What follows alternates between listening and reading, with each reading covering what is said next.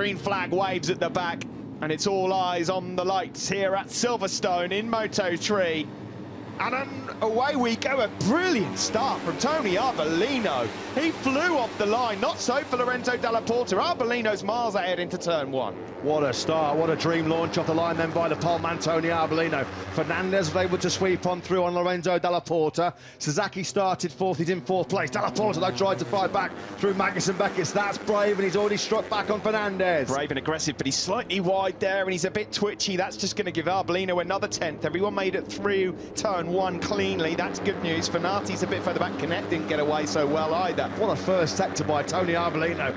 Click through sector one. He was almost 6/10 of a second ahead of the chasing pack. There he goes now down the hanger straight for the first time. Dalla Porta trying to use some slipstream. Here comes John McPhee, looking menacing immediately as McPhee. He's already up into the podium places as they go into Stowe Corner for the first time. Dalla Porta now eyeing a move on his Italian fellow rider, and McPhee's getting close as well. Here comes Dalla Porta. Beautiful move that by Lorenzo Dalla Porta. Gobbled up Tony Arbolino, who thinks about a move straight back. Fernandez there in 5th place. How much can he hang in there with that damaged left leg? He's been really struggling. Adrenaline, the best painkiller. That's what he needs out there right now. Fernandez, as they power down the Wellington straight for the first time. Sasaki got the drive and the slipstream. Is he up the inside of McPhee? No, McPhee's a little bit sharper on the brakes into Brooklands. Hanging around the outside there is Raul Fernandez, trying to make up for a couple of places he's lost. Aron Canet's 14th, by the way. Work to do for the number 44. It's Arbolino who's just set the fastest lap of the race, but he's coming under serious pressure as well from John McPhee. McPhee around the outside. Is McPhee going to lead the British Grand Prix? Not quite. Oh, I thought he was going to go 2 for 1 there. John McPhee on the Petronas Sprinter Honda. Number 17 up to 2nd place then. Good move that from McPhee. Can he now get in the slipstream of Dalla Porta? Dalla Porta's drive out of corners is absolutely sensational. Nothing wrong with the acceleration of that Leopard Honda. Danny Kent, 2015, a British winner of the British Grand Prix in Moto3. Is history about to repeat itself? Arbolino's got that tight inside line to Stowe Corner. There's no way there that John McPhee can pounce on the Italian. Canet's tactics have been this year just to go steady on the first few laps, Matt, and then really get the burners on. Yep. But he doesn't want to allow these guys to drift off. Canet's shown this year he won't panic. Oh, somebody was down there. And was Canet involved? Oh, I think that might have been Canet involved. He was. Unbelievable, 2 Spanish riders colliding. Arenas was involved. That's the risk you take when you are mired mid-pack.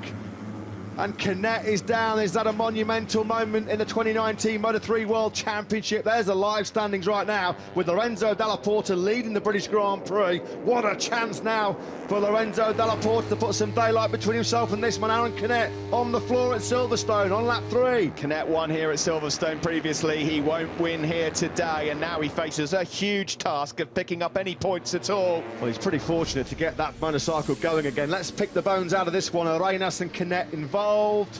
It's Arenas up the inside, and he crashes, and unfortunately Canet has absolutely nowhere to go. Arenas was pretty tight into there. Yeah, squeezing on that front brake, wasn't he? Trail braking in. Canet knows he's there, he's seen him, and he's just praying at that point, please don't lose the front. Arenas does exactly that.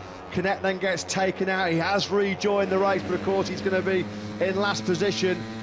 Canet is 7 seconds away from the points finishers at the moment, with 10 laps to go here, but they're 10 long laps. As Dalla Porta then, is he going to lose his lead? He is. He might lose second as well. McPhee's got a really tight line there into turn 7.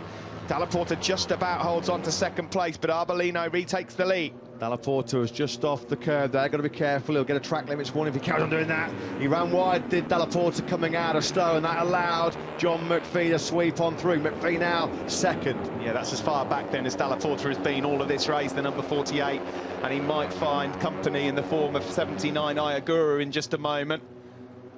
Arbolino then given a bit of breathing space at the front. Now he is through then, with McPhee 2nd. We predicted it was going to be a tough and torturous afternoon for Raul Fernandez. That's turned out right, unfortunately, for the Spaniard after that big crash on Friday coming out of the loop. Oh, Massier, he's not shy, is he, in the battle?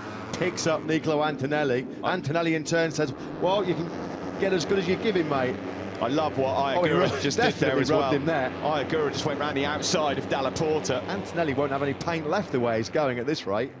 Brilliant racing then, hard to know which group to look at. There is Masia, Sasaki, look at Ayagura again. Really heavy on the brakes, he was fourth, he's now leading. That is special from the Japanese rookie. He's been brilliant down into Brooklands, absolutely phenomenal.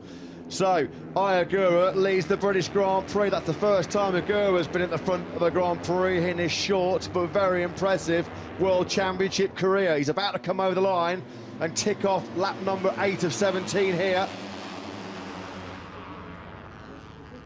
McPhee was really flirting with the grass there down the hanger straight. Look what Slipstream can do as well. Ayagura has been hung out to dry. He's gone from first to fourth, from Chapel Curve to Stoke. Nicely done by Masia again. He's going to squeeze Agura out to the paint coming through Aintree corner, and he's got that inside line. Has he got the drive as well to hold off Agura, who's been brilliant at this part of the circuit, really good on the brakes into Brooklands. Dalla Porta used the slipstream to sweep straight on through by Tony Arbolino. 2 weeks ago, oh, look at Ayagura again. Romano Fenati's had a problem now. Has he crashed? Looks like it, doesn't it? Oh, he's been squeezed out there though by the two Leopard Hondas. Ramirez into Brooklands. Ramirez leads yet again. Well, Ramirez was not frightened of his teammate or upsetting his championship chances there into Brooklands. Ramirez then launches up to the top place. McPhee couldn't find a way through on Agura into Stowe corner. Yeah, he's lost a bit of momentum there as well as John McPhee, but he can make that up again. It's tight into Maggots, and somehow Dalla Porta fishes his way back through to the front. It's hold your breath, close your eyes stuff, isn't it, through Maggots and Beckett's. Brilliant, breathtaking action. Tatsuki Suzuki got the message all right. He's in 5th place now, the number 24. He is overdue a podium, I think it's fair to say, and he is going for it. Yeah. Kitchen sink. Go all in, he's got nothing to lose, he's not fighting for the championship. The two men ahead of him, Arbolino and Dalla Porta, certainly are. Not much room for Marcos Ramirez to pounce up the inside of the pair of them into Stowe, but he made that move stick. Ramirez back at the front again. This is your group then. One of these guys is winning this race. In the background there, Vietti and Masia just struggling to live with this pace after problems earlier in the race for them. He's just gone a bit wide, hasn't he? Tony Arbolino then goes straight back through. Yeah, Ramirez made a mistake going into Brooklands. Ayagura had to really check up. That cost him a couple of places as well. Back with Aron Canet, who at the moment is down in 23rd place. Dalla Porta, that's as big an advantage as he's had for a while. Now, Ramirez has got through on Arbolino. McPhee's out wide now. Does Ramirez now just try and sit tight? Operate as the perfect wingman. We saw that in 2016, didn't we? Bo Benschneider in Moto3 worked to treat the Dream Team partnership with Brad Binder. What does Ramirez do here now? Dalla Porta has got a bit of daylight now as he comes over the line to start the final lap. 2 tenths clear. Yeah, hammer time then from Dalla Porta as he tries to win this Grand Prix. That mistake from McPhee at Brooklands has cost him the chance of standing on the top step, I fear. They're going to head up towards Maggots corner now. Further back, this is the second group that features Canet, but we've got to focus on this lot, and we'll see what happens to Canet later. Dalla Porta has been second in 8 of the last 16 Grand Prix. He can't be the bridesmaid yet again, surely. He leads as they sweep through Maggots and Beckett's for the final time, onto the hanger straight, out of the Chapel Curve. This is an overtaking opportunity for Arbolino. Is he going to be close enough to pounce in the slipstream? Couple of hungry 658 Quadricorsa bikes there, just coming into contention as well. As we head then into turn 7, here comes Ramirez. He's gone through. Koffler's gone down at turn 16. He doesn't feature in this. The two Leopard Hondas then, 1 and 2. They'll dip into the hollow down towards Vale. Here comes Antonelli, trying to find a way up the inside of fellow Italian Arbolino. There's no way through there. Ramirez looked like he was getting in really, really hot. It was Dalla Porta, actually. He made a mistake going into Vale, and it's Ramirez that's pounced. He's through now, leading the British Grand Prix. Tony Arbolino then trying to now get in the slipstream and go past Dalla Porta. It's Ramirez that leads. Look at Antonelli. He's desperately trying to get through into the top 3 as well. Through Abbey.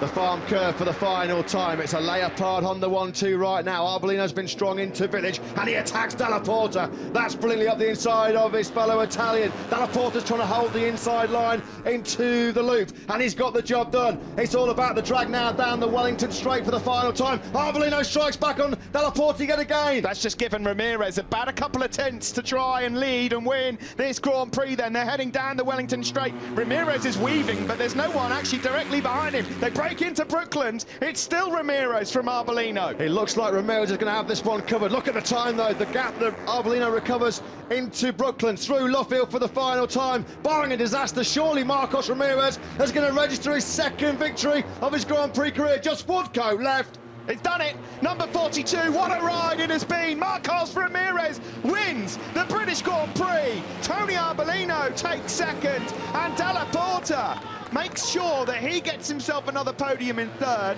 Here's Aron Canet. Where's he going to finish? Be in the points. He He's in is. the points. Crucially, Canet finishes in 13th place. And Maxwell Beaverbrook, BRDC director, hands over the race winners trophy to Marcos Ramirez, the 21-year-old Spaniard, his 58th Grand Prix start, 7th podium finish, and his second Grand Prix victory. Marquez wins the Battle of Britain in Moto3.